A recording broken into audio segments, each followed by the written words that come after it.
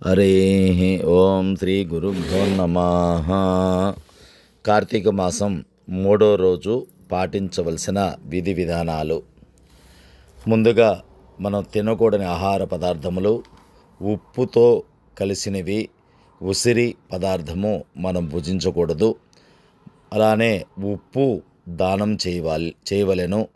అలానే పార్వతీదేవి అమ్మవారిని పూజించవలయను.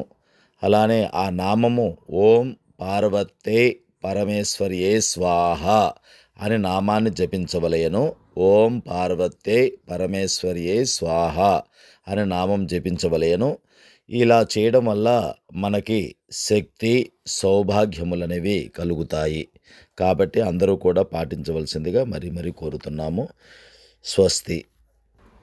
అందరికీ పార్వతీ పరమేశ్వర స్వామి, లక్ష్మీనారాయణ స్వామి అనుగ్రహము కలగాలని మనసారా కోరుకుంటున్నాము.